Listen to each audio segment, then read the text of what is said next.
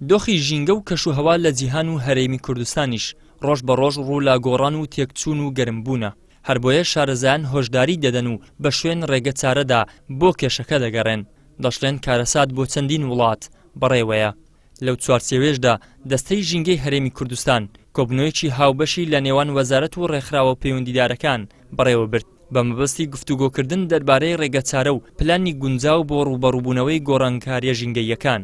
ڕواڵەتەکانی گۆڕانکاری کەشوهەوا بەلای کەمەوە لە عێراق و هەرێمی کوردستان 4 خاڵی دەرکەوتووە. خاڵی یەکەمیان بریتیە لە کەمبوونەوەی ڕێژەی بارانبارین، دووەمیان بریتیە لە بەرزبوونەوەی پلەی گەرمە، سێهەمیشیان بریتیە لە کەمبوونەوەی ڕووبەری سەوزایی، چوارەمیشیان بریتیە لە هەڵکردنی ڕەشەبای تۆزوخۆڵاوی. لە ماوەی 10 ساڵدا 12 گێگا وات کارەبا بەرهەمبێنین لە سەرچاوەی وزەی نوێبووە و لە سەرچاوەی وزەی خاوێن.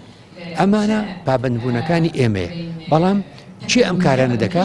وەزارەتە جێبەجێکارەکان. هەر وەزارەتێک لەم وەزارەتانی هەرێمی کوردستان و عێراق 3-4 ئەرکی دەکەوێتە سەر لەم پێناوەدا بۆەوەی لە ماوەی ئەو 2 ساڵەدا ئەنجامی بە. بەم شێوازە دەتوانین تا ڕادەیەک پلەی گەرمای گۆی زەوی کەمکەینەوە بۆ ئەوەی کارەساتی گەورە ڕوونێ. لە کۆبنەوەکەدا هەوڵدران نوێنەرانی هەردوو وەزارەتی کارەبا و سامانە سروشتەکان ئامادە بن.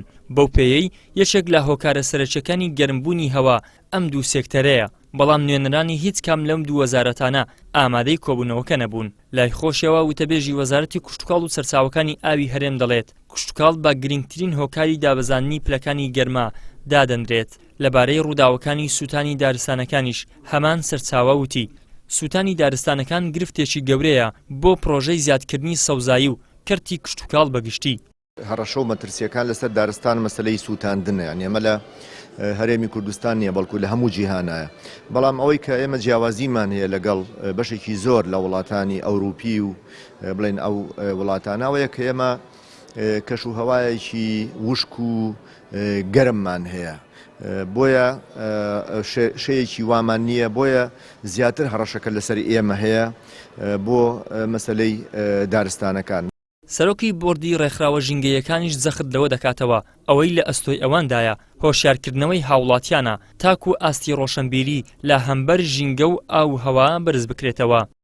ئێمە وەکو بۆردی ڕێکخراوەکان ئەوەی کە بڵین لە ئەستۆی ئێمەیە زیاتر لایەنە هۆشیارەکەی بۆ هاوڵاتیان لەبەر ئێمە وەکو بۆردی ڕێکخراوەکان یاخۆ ڕێکخراوە ژینگەیەکان ناتوانین هیچ ئیجراعات و لێپرسینەوەی لە هیچ هاوڵاتیەک یاخود حکوومەت و کەرتی تایبەت بکەین. بەڵێن ئێوەمان پێداون کە هەر بابەتێک پەیوەندی بە هۆشیاری کۆمەلگاوە و گەیاندنی پەیامی ژینگەی بە هاوڵاتیان ئێمە ئامادەیمان دەربڕەوە کە هاوکاری دەستەی ژینگە و ئەنجومەنی باڵای ژینگەی هەرێمی کوردستان بێت.